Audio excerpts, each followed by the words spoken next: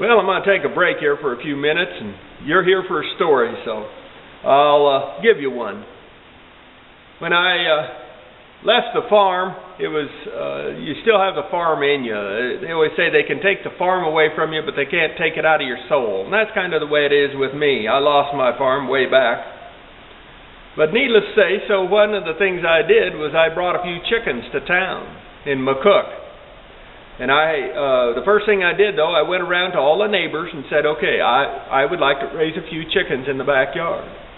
Now, if you have a problem with that, I won't do it, period. Or, for any reason or no reason, if you decide I should get rid of my chickens, all you do is just tell me. Don't tell the cops, because I could get fined. They agreed. And I also gave them eggs. Now, I raised banty chickens. The reason banty chickens over the bigger chickens is because banties haven't had their brains bred out. Most of the big chickens have been bred for just meat. They're not very smart chickens anymore compared to the banty chicken. Perfect example is I was out back one day and all the chickens just disappeared. All my banties were gone. Now, what the devil? Where'd they go? And they were hiding up in the cedar trees. And I looked up and there was a great big old red-tailed hawk flying around. That's how smart they was, to get out of the way and hide.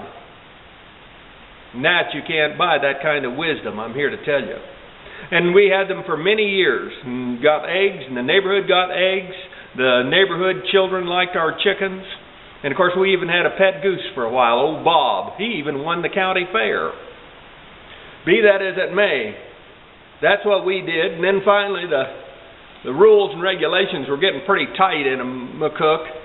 And the old cops that looked the other way, we got some newer cops, and I was afraid they might just nail me. And at $50 per chicken fine, I couldn't begin to afford that, so we got rid of our chickens finally. But if you think that's the wildest thing that was ever grown in McCook, you'd be slightly mistaken.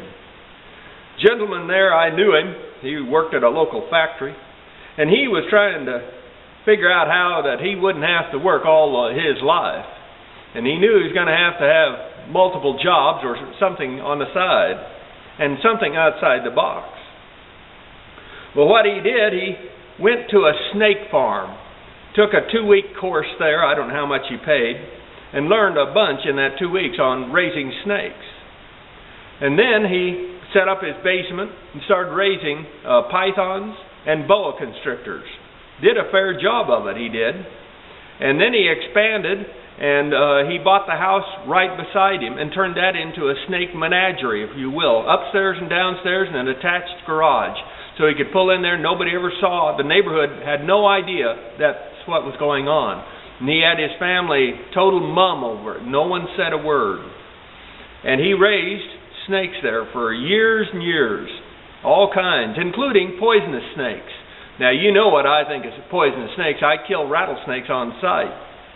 But be that as it may, that's how he was making his money. And he raised what he called an Asian cobra. He finally got out of the business as he had made enough money to retire. And that Asian cobra that he raised looks similar to our coach whip snake that's around here. Gets 10 to 16 feet long, depending on who you believe.